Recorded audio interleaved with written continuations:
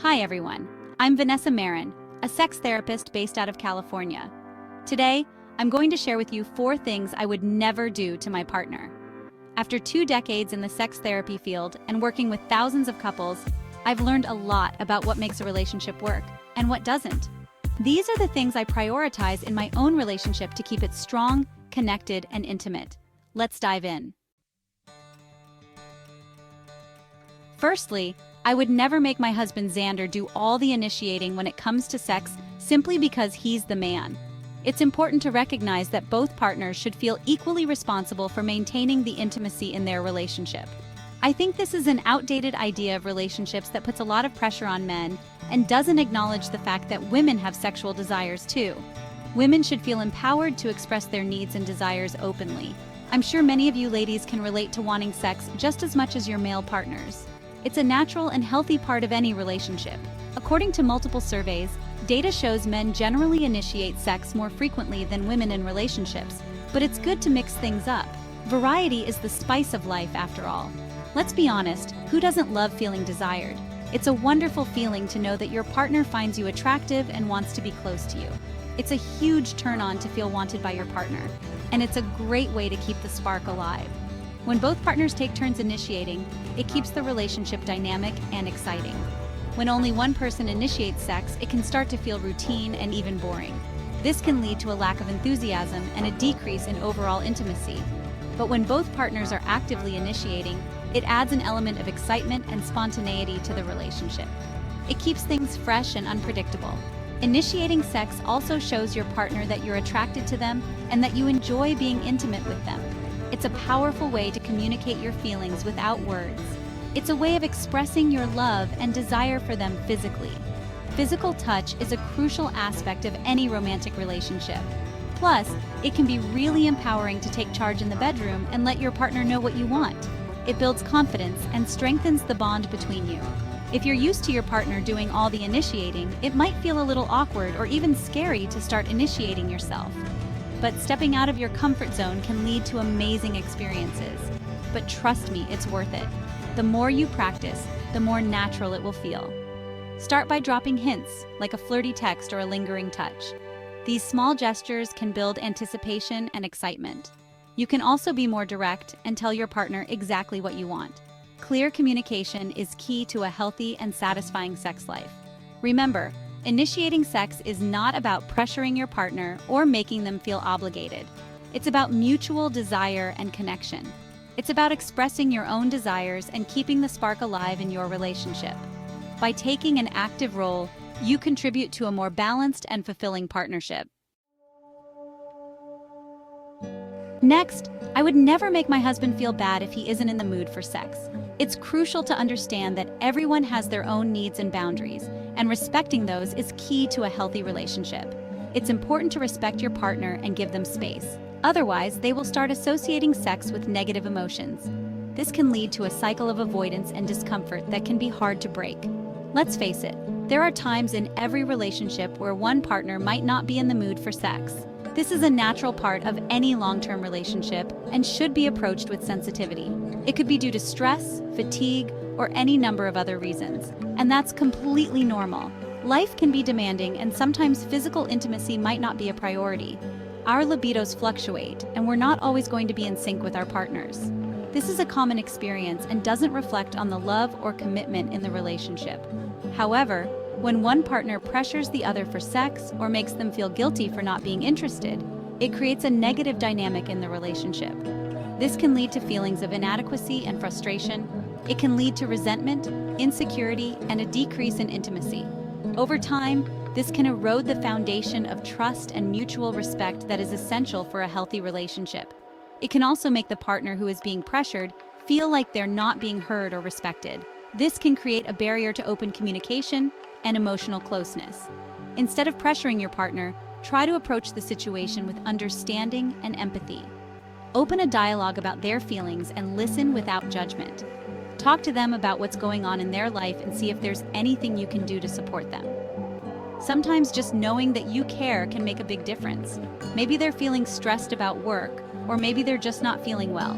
There could be underlying issues that need to be addressed. Whatever the reason, try to be understanding and patient. Patience and kindness can go a long way in maintaining a loving and supportive relationship. It's also important to remember that sex should be enjoyable for both partners. Mutual enjoyment and consent are the cornerstones of a healthy sexual relationship. If one person isn't feeling it, it's not going to be a good experience for either of you.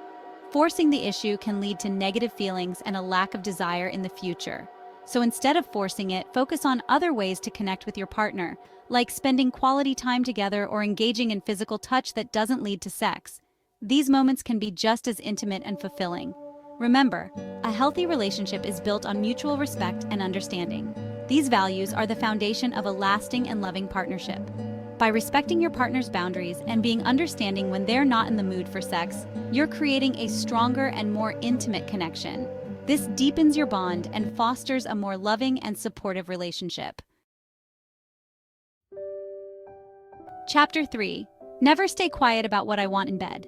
Moving to my third no-no, I would never stay quiet about what I want in bed out of fear of hurting my husband's feelings. It's crucial to be vocal about your desires and needs. Being able to communicate openly about your sexual needs will help your relationship to grow. It fosters a deeper connection and mutual understanding. For a long time, women have been conditioned to be pleasers in relationships, especially when it comes to sex. This societal expectation has often led to women suppressing their own desires. We're taught to be accommodating and to prioritize our partner's pleasure over our own. This mindset can create an imbalance in the relationship. But this can actually be detrimental to our relationships in the long run. When one partner's needs are consistently unmet, it can lead to resentment and dissatisfaction. When we don't feel comfortable expressing our needs and desires, we're essentially robbing ourselves and our partners of the opportunity to experience true intimacy. This lack of communication can create a barrier between partners. Sex should be enjoyable for both partners, and that requires open and honest communication. It's about creating a shared experience that brings joy and satisfaction to both. Now, I understand that talking about sex can be awkward or even intimidating, especially if you're not used to it. It can feel vulnerable to open up about such personal topics, but it's important to remember that your partner is not a mind reader. They can't guess what you want or need unless you communicate it clearly. They can't know what you want unless you tell them. Clear communication is the key to a fulfilling sexual relationship. Start by sharing your likes and dislikes. Be open about what excites you and what doesn't. Let your partner know what feels good and what doesn't. This helps them understand your preferences better. And don't be afraid to be specific. The more detailed you are, the better your partner can respond to your needs. The more information you give them, the better equipped they'll be to please you. This mutual understanding can enhance your sexual experiences. It's also important to create a safe and non-judgmental space for these conversations. Ensure that both partners feel heard and respected. Let your partner know that you feel comfortable talking to them about sex and that you want to hear their thoughts and feelings as well. This openness can strengthen your bond. Remember, communication is a two-way street. Both partners need to feel safe and valued in these discussions. Just as you need to feel comfortable expressing your needs, you also need to be open to hearing your partner's needs and desires. This mutual exchange is vital for a healthy relationship. By creating a space for open and honest dialogue, you can deepen your intimacy and create a more fulfilling sexual relationship. This ongoing communication can lead to a more satisfying and connected partnership. Chapter 4. Never make his performance issues about me. Lastly, if my husband has performance issues, I would never make it about me by crying or pouting.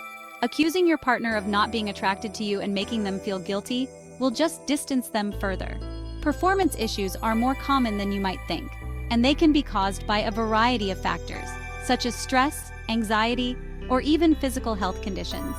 When these issues arise, it's important to approach the situation with sensitivity and understanding, rather than making it about yourself. When you make your partner's performance issues about you, it puts unnecessary pressure on them and can actually make the problem worse. It creates a sense of shame and inadequacy, which can lead to anxiety and avoidance of sex altogether. Instead of blaming or accusing your partner, try to approach the situation with compassion and support. Let them know that you understand that this is a difficult experience for them and that you're there for them. It's also important to remember that sex is not a performance. It's about connection, intimacy, and pleasure. So instead of focusing on the end goal, try try to focus on enjoying the moment and being present with each other. If the issue persists, it might be helpful to seek professional help from a therapist or counselor who specializes in sexual health. They can provide a safe and supportive space for you and your partner to address the issue and find healthy ways to cope. Remember, you're a team. By approaching performance issues with understanding and support, you can work together to overcome them and strengthen your bond. If you feel like I mentioned something that you or your partner currently struggle with, please remember to show yourself kindness. These things are challenging. For my husband and me, it's taken us many years to figure out what a supportive, compassionate, and accountable relationship looks like for us. Remember, you are a team, and you can work together to create a relationship that feels even more supportive and compassionate. Be sure to discuss new boundaries and expectations with your partner in a patient, respectful, and intentional way, and go slow. Don't expect transformative change overnight. Thanks for watching, and don't forget to like, comment, and subscribe.